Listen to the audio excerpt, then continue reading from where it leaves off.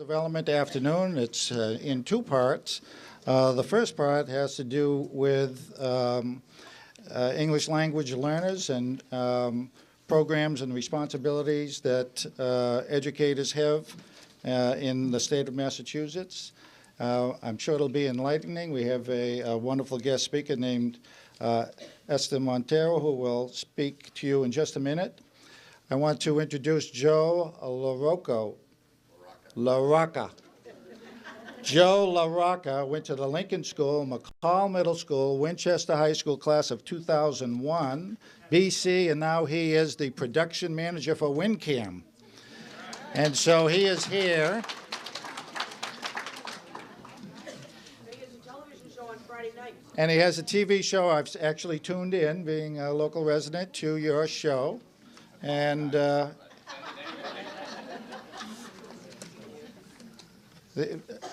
you can invite anyone to your show, anyone who's in the audience. Here we have a cast.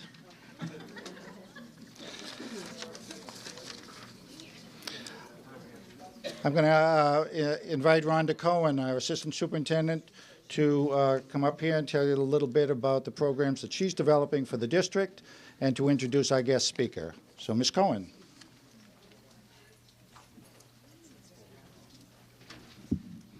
All right, good afternoon. Wrong one. Oh, the tall one. All right, thank you. Bring that other one close to you. Bring this one to, oh, this is for you. Okay, we're doing double. Okay. So I have the honor and privilege of introducing Dr. Esther Montano. But before doing so, I'd like to take a minute to connect Dr. Montano's visit with work that is happening in the district. As of yesterday, I'm pleased to report that we have sponsored over 40 teachers to do at least one category training at this point in the year. By the end of June, we'll have an additional 80 teachers who are in category training.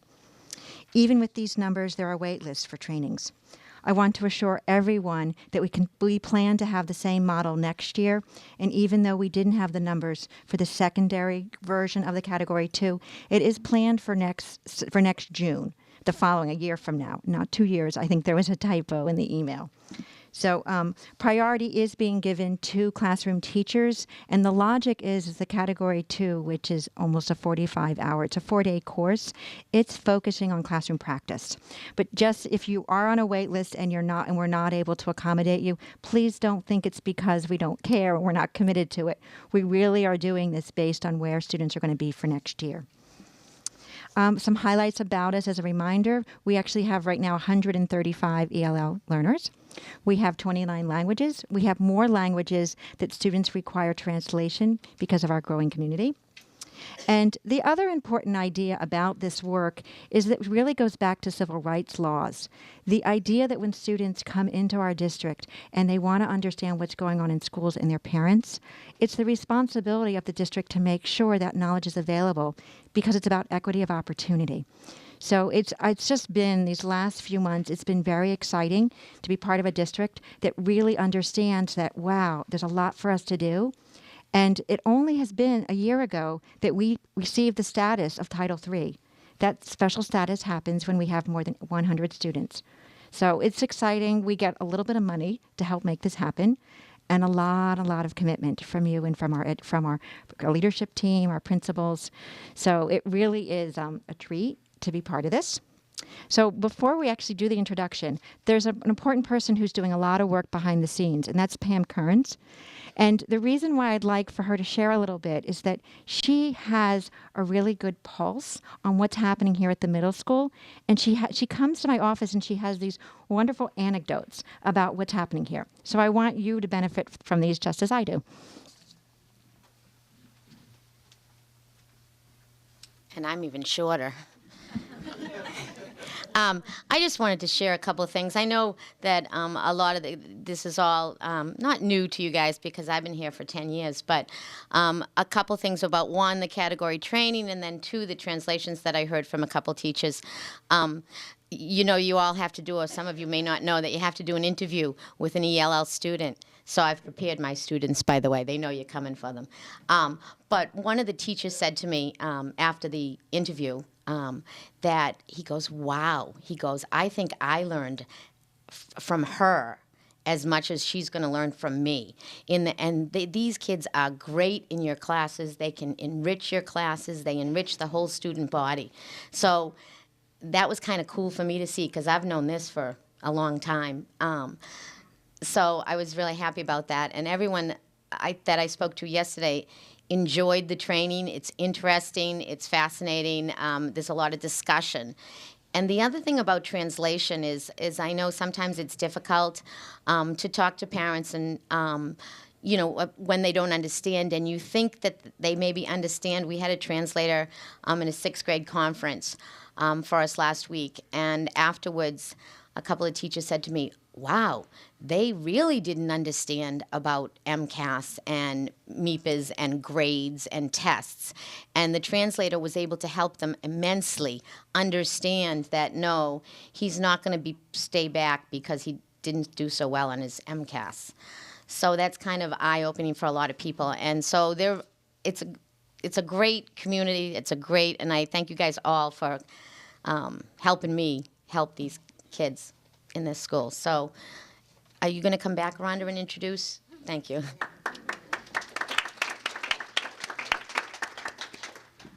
Okay, so Dr. Esther Montano's position is she is the director for the state of the Office of English Language Acquisition and Academic Achievement for the Massachusetts Department of Elementary and Secondary Education. Prior to this appointment, she worked for Framingham Public Schools for 15 years. During her 8 years in the district, she was a Spanish bilingual, two-way bilingual, and English as a second language teacher at the middle school and high school levels. So you should be right at home. For the last 7 years of her tenure, she was the district director of equity and achievement, at which time she worked toward providing equity of opportunity and access for ELLs, English language learners, and students of color in the district. She has presented extensively in a number of venues, focusing on using the study of race, culture, language, and identity as factors that are intricately related to education and achievement.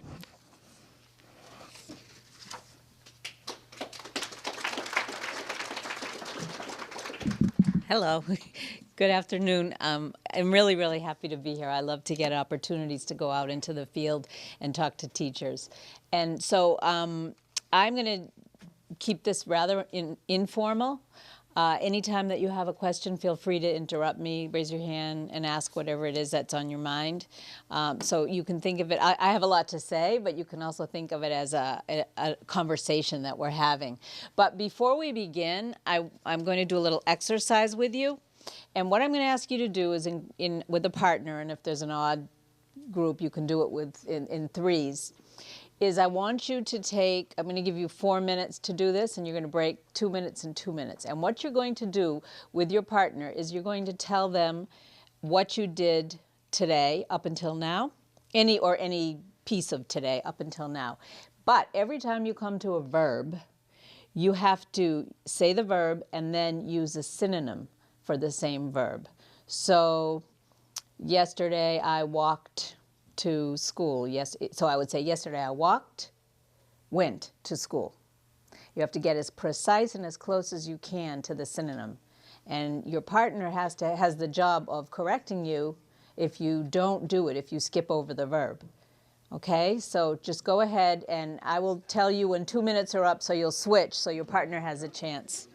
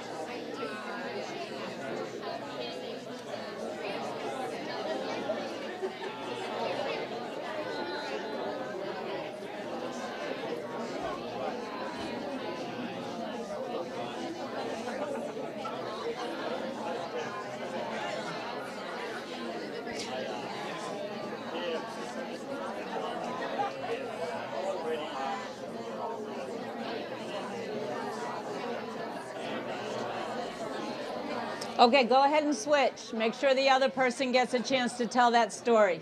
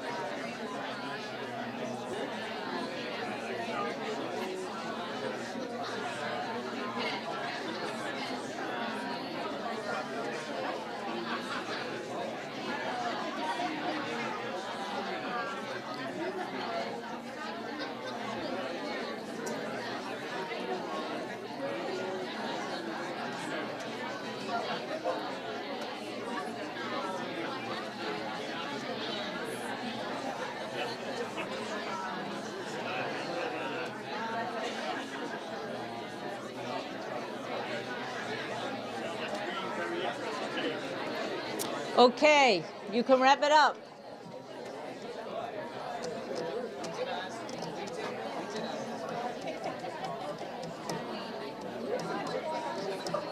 So, what was that like? What was that like? Hard? How? What was hard about it? You weren't even really thinking totally clearly about what you were saying because you were so busy trying to identify what the verb was and to come up with something else that you could say in replace of it. So my thoughts were much more scattered because I was trying to come up with that second backup. What else? Anybody else have anything to say about it? Takes a long time. Yeah. Takes a long time, right? Okay, so what is the, oh, go ahead. I'm sorry. You thought twice about what you were going to say. Right. Because if you already knew, you might not have an alternate word. Yeah, exactly. So, The structure of the sentences was very noun verb. right, and so sometimes you had to use a whole bunch of words to replace one verb, right? If you, right? Was it easier for English teachers? Was it? I don't know. Right here? That. Mm-hmm. Right. Uh-huh. Anybody else? So, uh-huh. You know, it made me think about usage of words. Like there were some words once you used them and you had to come with come up with a substitute. It's like, oh, that's kind of an odd word. Exactly, exactly. So let me ask you a quick question just to deviate for 1 second. Are there any people in here who are not native speakers of English? Anybody? Okay, so we got 3. Okay. 4? 4. All right, so you can help me anytime. So what does this tell you about your English language learners? What you just did? What can you surmise? Mm-hmm. Right. That's kind of what it feels like when you're learning a new language, but not just learning. When you have to use it and you're not ready to use it and you're thinking, there's a monitor that you have, it's like an internal monitor and it's always processing what's going on. And so the idea is that you can't really let your guard down and relax because you're so busy worrying about what you're going to say and how you're going to say it and how it's going to be perceived and what if you make a mistake and are you going to get laughed at. And so it's really, I like this little exercise because it really can give you a very superficial idea, but it's an idea nonetheless.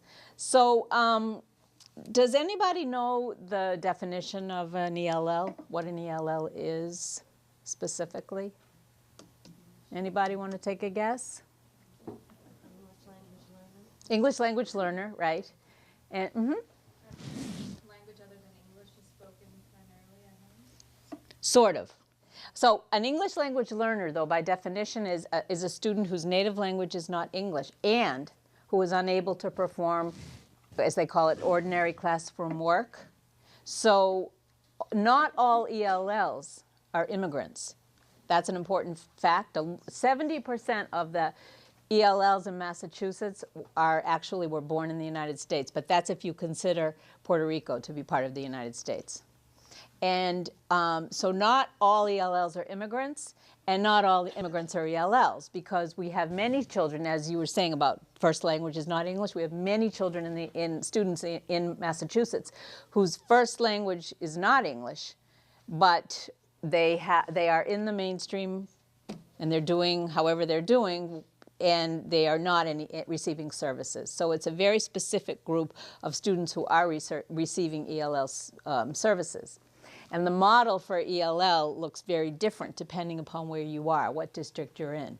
And so I understand a little bit about what your model looks like here. And your model actually mirrors most of the communities in the state.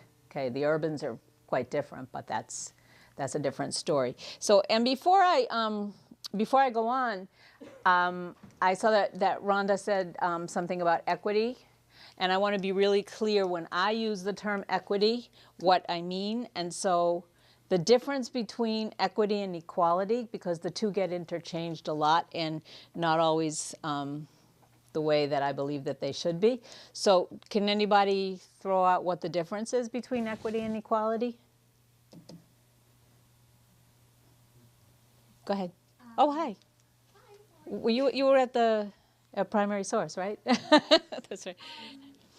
I think of equity as being people get what they need, and which may be different from person to person, and equality is everybody gets the same thing. Exactly, exactly. So an example of this would be if you're all going to take a test, and I pass out the test booklet and a pencil to each of you, that's equality. However, if there is somebody in the room who is blind, then having a test with a written test that they have to read with a pencil is not equitable. They would need something different. Okay? So in providing services to ELLs, we have to be equitable, which is not always equal. And so it might come up, well, that's not fair. But it's because we have to provide equity.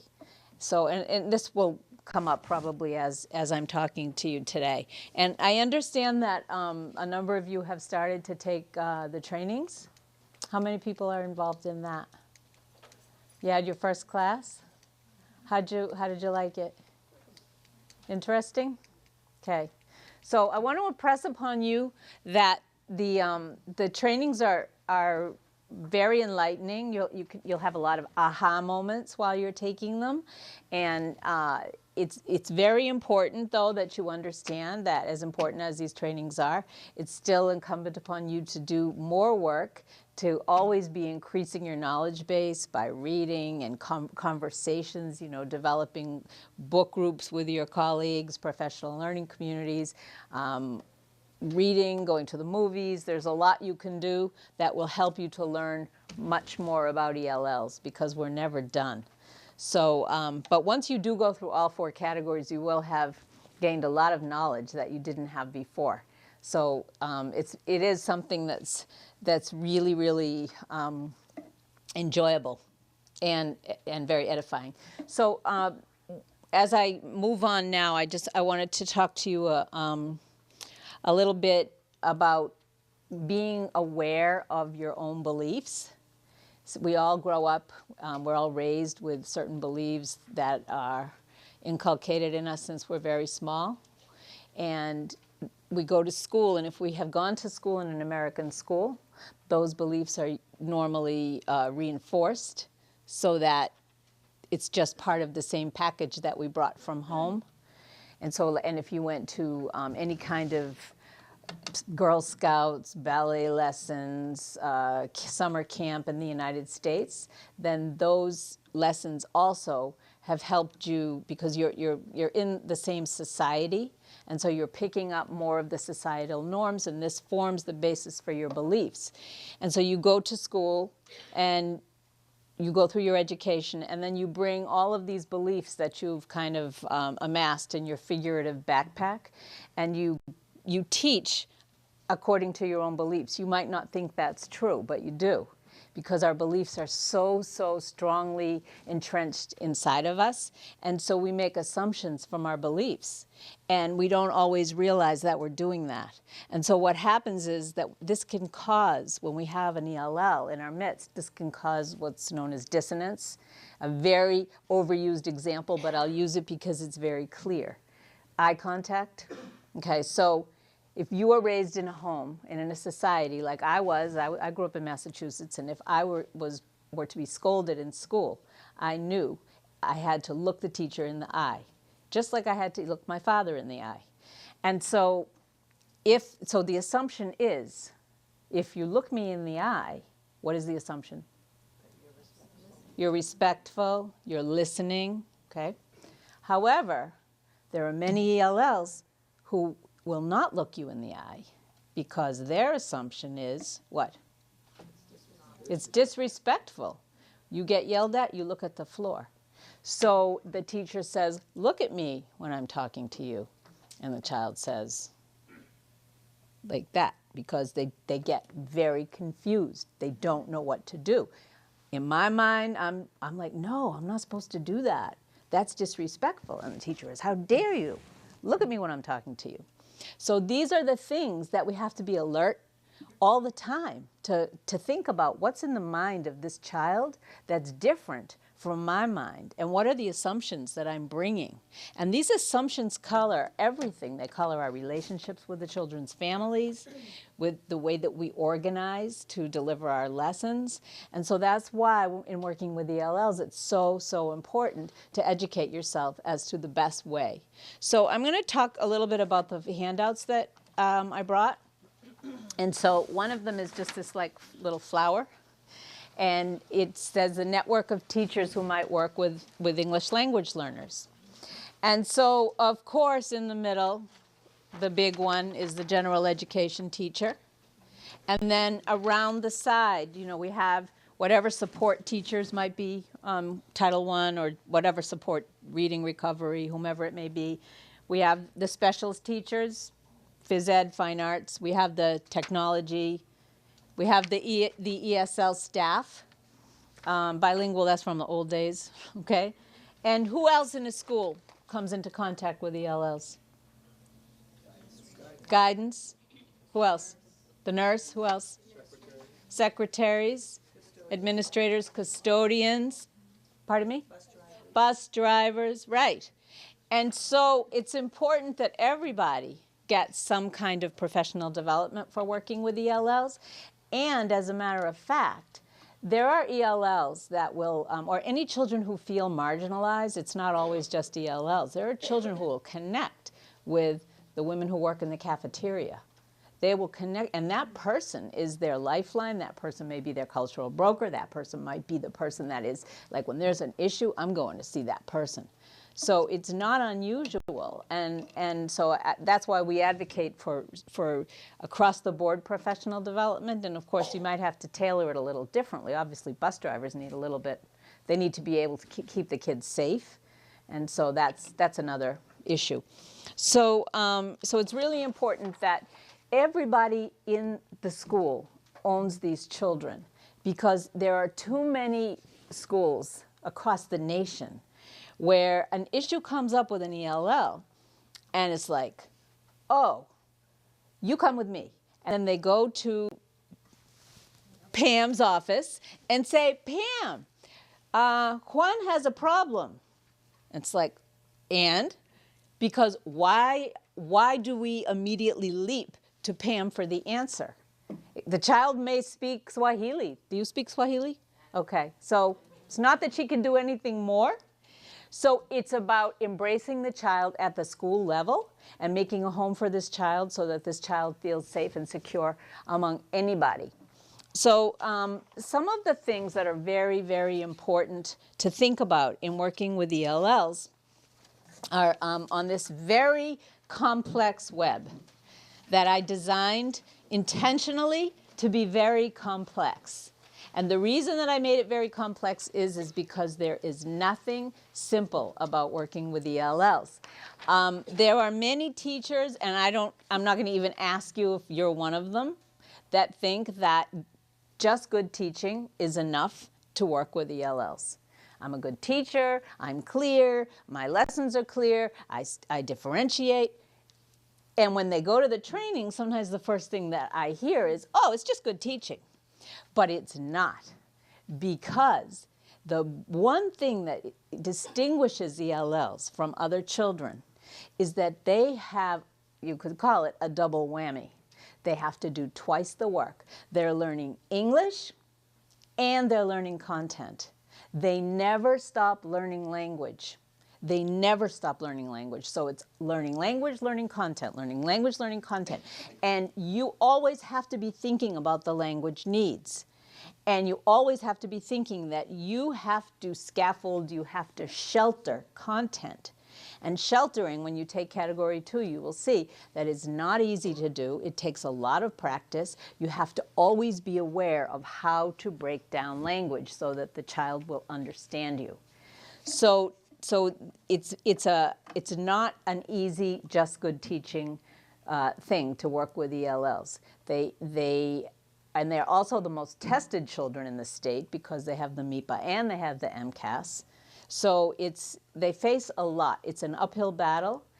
And what can be helpful to them is if you look at this web, and I'm going to talk about it more in general terms than breaking it apart, but this over here says home, community, school, and personal.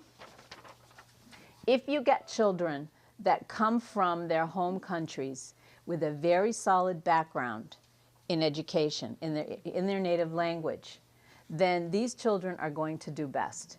Because anything you learn in your first language, as people in this room who learned another language before they learned English, okay, and anything you learn is going to automatically transfer over into English. All of your content knowledge will transfer.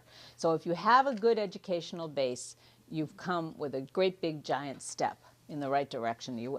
And if back at home you had a family that was supportive of your education, and you had enrichment, and you had homework help, and you had all kinds of opportunities, then you're in a perfect place. And I understand that you do have a population in Winchester that parents are doctors and professors and things, and so most of these kids will do well. It doesn't mean they're going to acculturate right away. It doesn't mean that it's going to be a piece of cake for them, but they will have more support than children who are coming to us from countries where they didn't go to school for whatever reason, war or poverty. Or there are children also who have experienced very, very serious trauma in their home country. Then, say for war or say for violence, or children who are coming from refugee camps. And then they come and they have the trauma of immigration. Some children come and it's very seamless. They get on a plane, they get here, they have a place to go, they have a home to go to, there's food, there's a bed. Then there are other children who get here and they don't have that same experience. They come in through maybe they walk across the desert with their family from Mexico. Maybe they came all through Central America on the top of a train. Have you heard about those children that do that? And they arrive here, and they arrive to meet maybe a father that they haven't seen in 10, 12 years. And so they see this father for the first time, and he's a stranger. And maybe he has new children of his own, and he's married to somebody else. And it's like, who are all you people? This is my new family. And it's not like, wow, I'm so thrilled to be here. You're all my family. It's like, what am I doing here? So if we don't learn these stories about our children, if we don't find out what their background was, then we're doing them a terrible disservice, because we can't really work with them as human beings and as whole children. We have to do our job and learn about every single thing that we can. And it's like, no, you're not going to go up to the child and start asking all kinds of questions and appear very invasive. But you have to find ways to do this. You have to find ways in. And you have to ask questions. And you have to look for cultural brokers when you can find them. Do you know what I mean by cultural broker? What do you think I mean?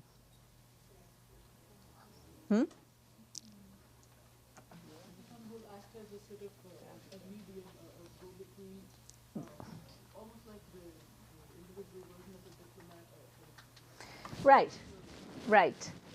And yeah, it's exactly. So it's like an advocate. It's like a person that you might find. You might find somebody out in the community. You might find somebody in a faith-based organization. You might find somebody right in your school that knows about the culture of the child. And this person can help you to break down the barriers so that you can ask this child questions, you can find out information. This cultural broker can also be a great person to use to connect with the family, to find out what the family's needs are, because not all families are going to be very forthcoming. So to go back to the educational backgrounds of these children, if we go back to the child that had a great education in his or her home country, and when I was listening to, was it you, Pam, that was talking about the testing, and the mother thought that the kid was going to stay back? There are some countries that, and I'm sure most of you know this, that they take a test, and if you don't pass that test, you're done. You can't graduate high school, you can't go to college, you have to wait another year. In Brazil, they have a test called the vestibular. If you fail that test, you might as well say your life is over for a year. Okay, so families come with those notions that, oh my God, testing is so important. And I've seen kids from other countries get more riled up and sick to their stomachs over taking a test, far more than our US kids do. So, but then if you go to the other extreme, there are children who have never held a pencil before, let alone take a test. There are children who, when I've seen them and they're in high school, counting on their fingers, that's the only way that they've learned to do math. And there are children who don't know the alphabet when they come here. There are children who have a very different idea about what it is to go to school. They haven't worn shoes. And so you can't say, well, that'll never happen here because we're a different kind of community, because you don't know who's going to come through your doors. You just have no idea. So you kind of have to be ready for everybody. And there are some towns that have experienced huge growth, and the population change has been enormous. And you don't know if tomorrow Winchester will become a refugee destination. And refugees bring a very different set of issues and challenges. So that's why it's really, really important for you to become really firm in your thinking around how you can best work with ELLs. So, so if you have a family history of no literacy in the family or no numeracy in the family, then you have to think in terms of, okay, so suppose that we get the child over this hump, but then who's going to be at home to help with homework? Forget about the English, the homework. The parent doesn't have any school background, his or herself. So that's another issue that we have to think about. And what can we do to provide equity to a child that might not have a computer at home, might not have a place to do homework even, might have a baby crying all night. So what do we do to set it up so that this child has a place to get the work done in school and help to get the work done in school? And are we assigning homework that requires parents to go out and spend money? I know when my kids were in school, I had to take them to Target and buy poster paper and markers and all kinds of things for artsy craftsy. I had to help my son build an atom one time, and all of these different things that, you know, I didn't do it that happily either. I wasn't so thrilled to be involved in my child's homework, but I did it because I knew those were the expectations and I had no choice. But there are families that parents come from places where it's like, why am I going to help you with your homework? That's the teacher's job. That's the teacher's job. A lot of countries, we use the word education differently than it's used, for example, in Latin America.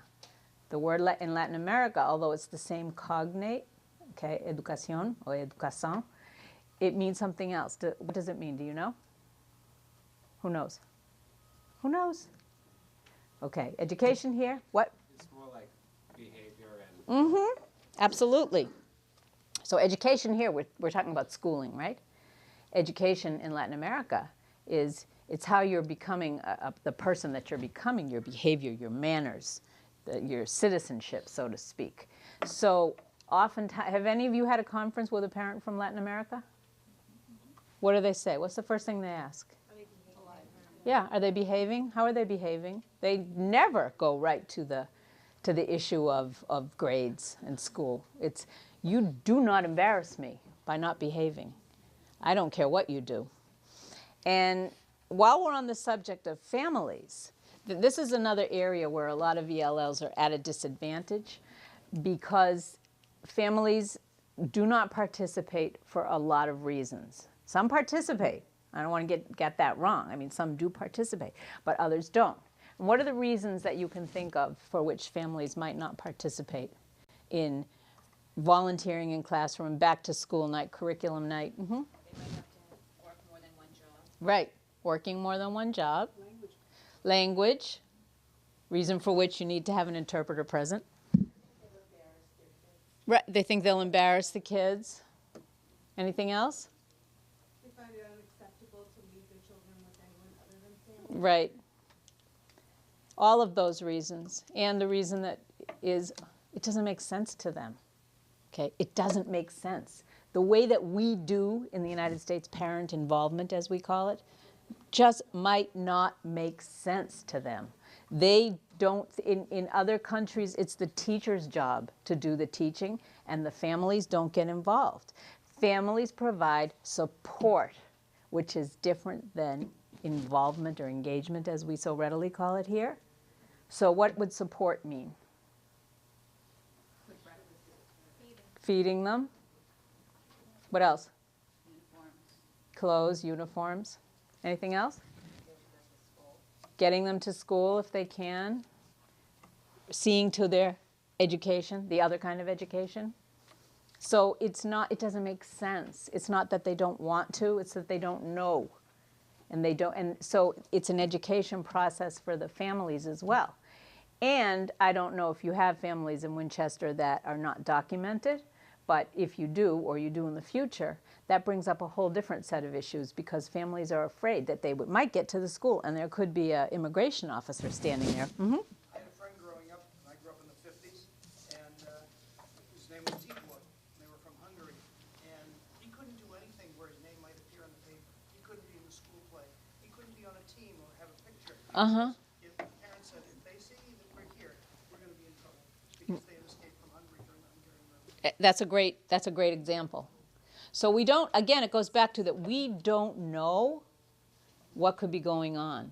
And if we don't make a way in, if we don't figure out how to get the information that we need so that we can work with this child as a whole child, then we're not doing our jobs. And I'm not saying it's easy.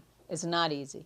It's basically, it takes a lot of work. It takes a lot of extra time. It's time you probably don't have because I know I was a teacher. You're busy doing a million things. But, and that's why it goes back to ownership and finding ways that within the school, you can find a way to work with these kids and elicit the information that you need. So another thing that is very important to think about with the kids is that often the kids are the ones that speak English before their families do, if they come over as a family together. Okay? And so the kids are learning English faster, and the kids begin to take on the adult activities in the home. They speak to the bill collectors. They go with families to be the little interpreters at the hospital and all these different places where the families have to go. And so they become what we call parentified children, and they become, sometimes in school they're a little bossy. And it becomes difficult. They behave differently than their peers because they are put in situations that they have to grow up really fast. They become a lot more mature than some of our kids do, and a lot less entitled. So, and then there are problems too that I've been asked to provide family education sometimes, especially in the larger urban districts, and what families always want to know is, my child is turning into an American and I can't handle this. What am I going to do? I cannot handle this. And there are other things that families need to know. For example, and this is not to say, I want to be really clear, not to say that all families do this, but there are many countries where corporal punishment is totally fine. So your child misbehaves, you give them a good whack, okay? What happens here? Yeah, you're going to file on them the next day, and then the DCF is in the house, and the family doesn't know what they did wrong. It doesn't make, again, it gets back to, it doesn't make sense. You see? So there is a lot that we have to consider in terms of stepping outside, again, of our own assumptions and our own value system and looking at how other people use their lens to view the world and to view schooling.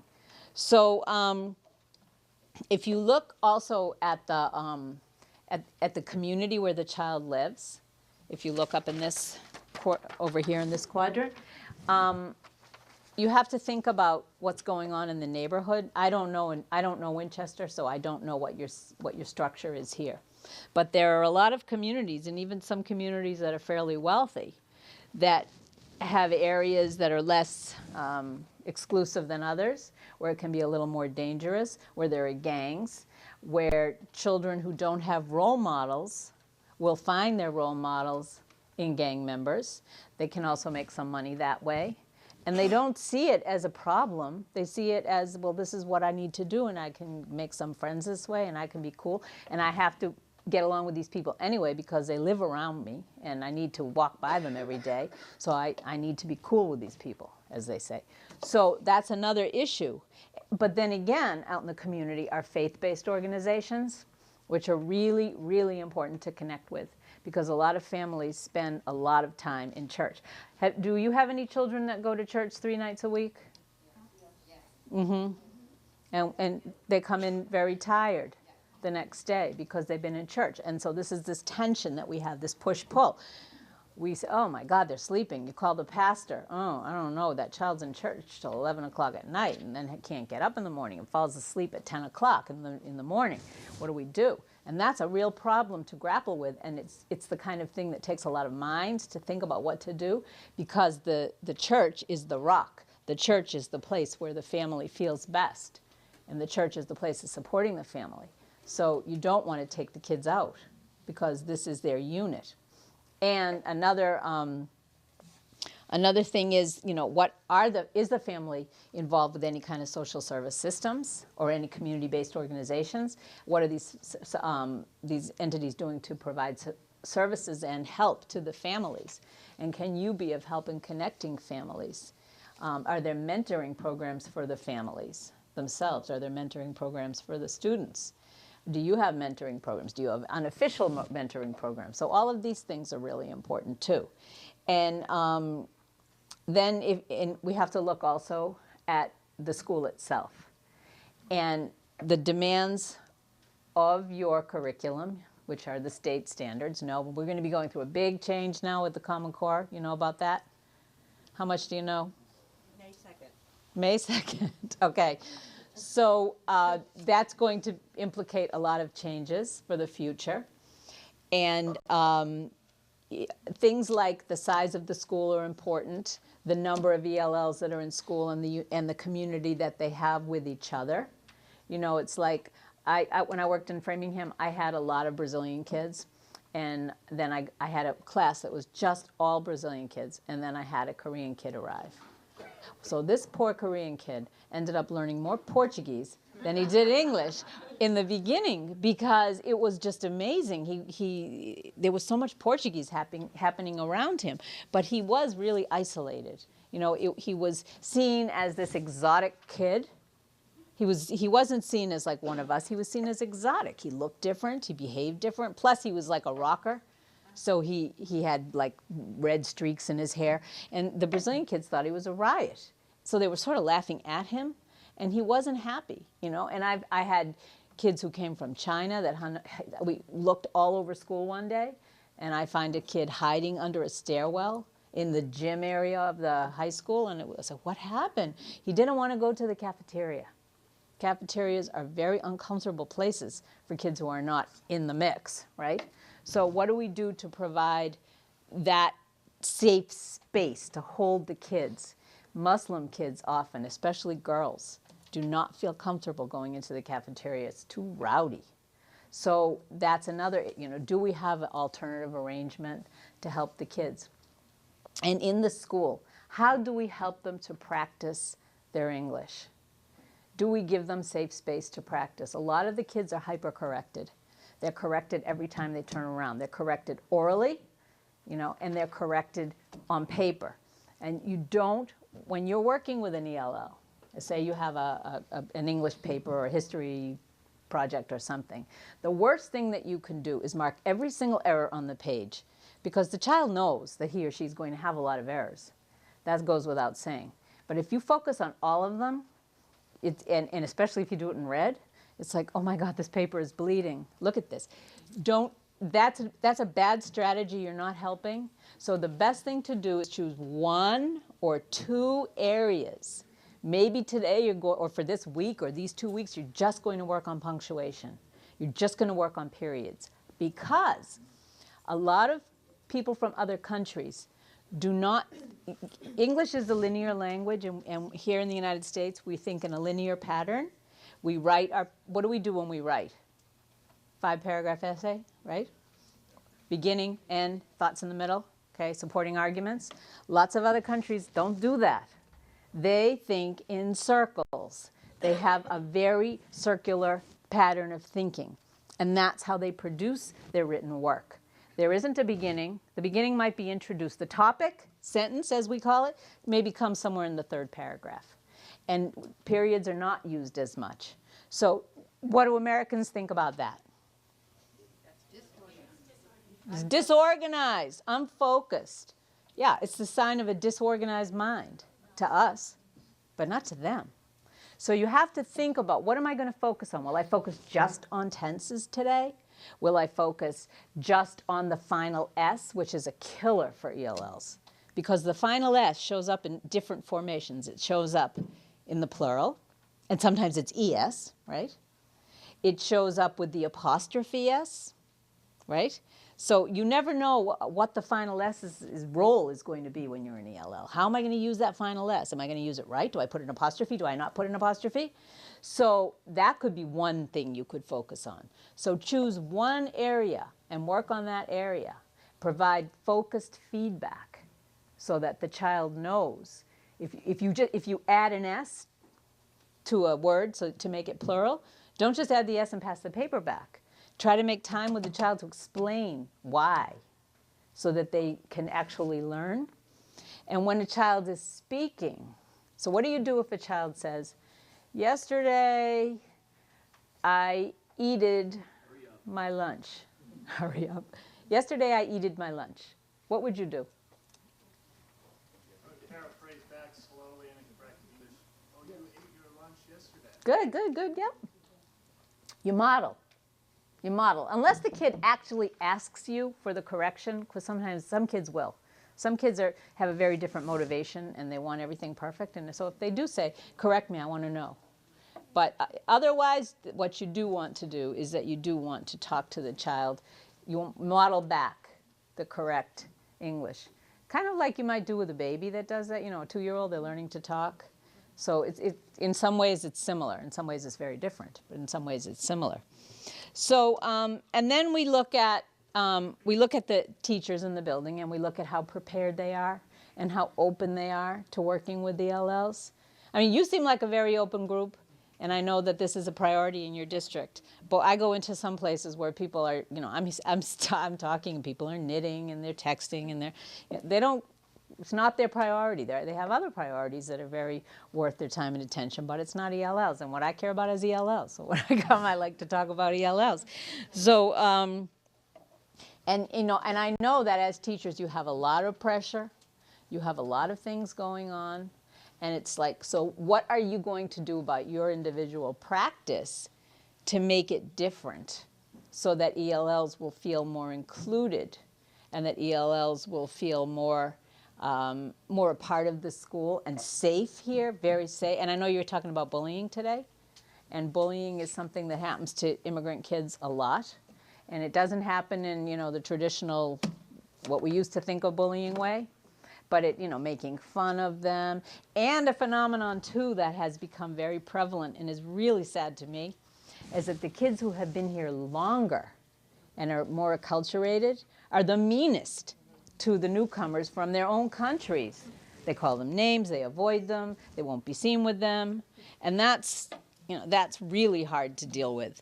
So I don't know if you have any questions for me. I have 2 questions actually. The first one is, can you just kind of paraphrase the 4 categories, like go through the training, what is it that the requisite is? Sure. To meet the categories? Okay, so the first is an introduction to second language acquisition.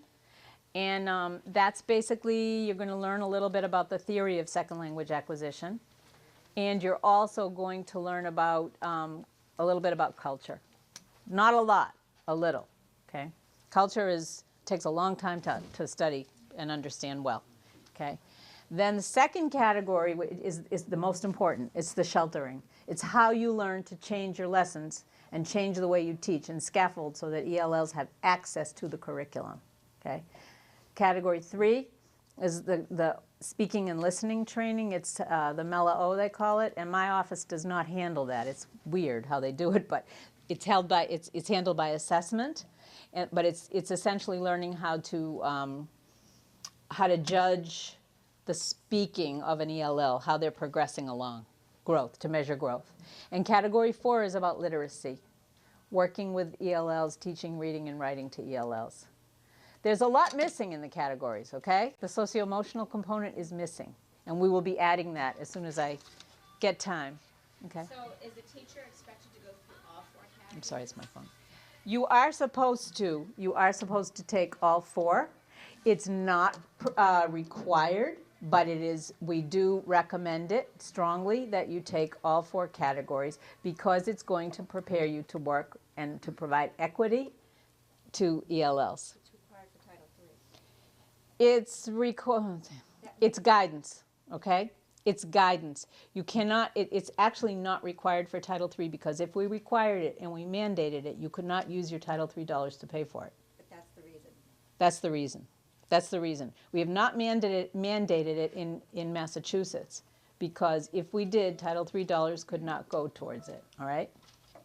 And then how would it count, like when we keep our professional development points, how does that count? Well, it depends how you're taking it. I mean, you can definitely get PDPs for it, but there are a lot of ways to get college credit for it too. But is it count as pedagogy or is it just pedagogy? You know something? I don't know. That's licensing. You would think I would know, but I don't. I don't. Told us in the training, I think at secondary level, when you're in a subject area, it's the general, but if you're at elementary level, it can be counted towards your content, your degree. Uh-huh. That's something if you call licensure, they can tell you, okay? And then my other question is it state mandated, like if there's a certain percentage of one language, let's say we have a high population of non-English speakers that predominantly speak Chinese, when you send notices home, is it something that has to be translated? It's not state, that's federal. It is federal. Mm-hmm. So how do you establish, what do you know that has to be? Anything that goes home to general ed has to go home in native language if you have a critical mass of that. And say a parent who speaks Albanian is the only one in the district, asks you for translated materials, then you have to translate them. And of course, anything that pertains to ELLs specifically, any kind of programming for ELLs has to go home in native language as well. Anything else? I know you have another show coming up. Yes? Should we understand the importance of the category training, but would it also be beneficial to take courses in the language itself, right? In another language? Well, I mean, if you have like in, say, in other districts where there are a lot of Spanish speakers and there are a lot of Chinese speakers or Portuguese speakers, yes. But if you have a smattering of languages, then yeah, I mean, but it is good to have that experience of learning another language if you've never done so, because it's very humbling if you've never done it. And culture. I mean, there's a lot of ways to learn about culture. You can read. I have a whole bunch of books I can recommend to you if you want to know about reading about other cultures. Movies, there's lots and lots of them out there as well. So there are ways, you know, there's festivals, there's any way you can learn is good. And to ask the kids. Give the kids the opportunities in your classrooms to show off and to be the star by talking about their own lives and what they do in their countries. So excited. Oh, I can answer 3 questions. Yeah. So I know you have to move on today, and feel free to email me if you have any questions or comments. You can get my email from anybody. Lots of people here have it now, and I thank you very much for your attention. Thank you both so much. That was terrific. Really appreciate it.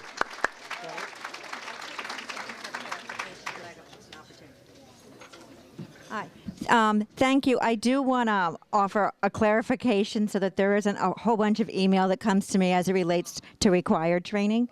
Because we spoke code when I asked about the Title III. The way Title III works, we can only use those funds to supplement and not supplant a program. What that means, it can only be something extra. If the state ever decided to write the words required training, we would not be able to use the Title III funds to pay for the training. So it's a thing in the law that's making it that the state isn't moving forward by saying required. So those funds are being used, and it's why we are paying for the title trainings. So the lower cases, we need to do the training to ensure that kids in the classrooms have the training. And it's a technicality that we can't stand up and say it's required. Okay, thank you. Okay, thank you all. I thought that was terrific. Thank you, Rhonda, for joining us. And the next show is Janine Lavoie in about 15 minutes. We have a little break and some refreshments thanks to Jane Maloney and company.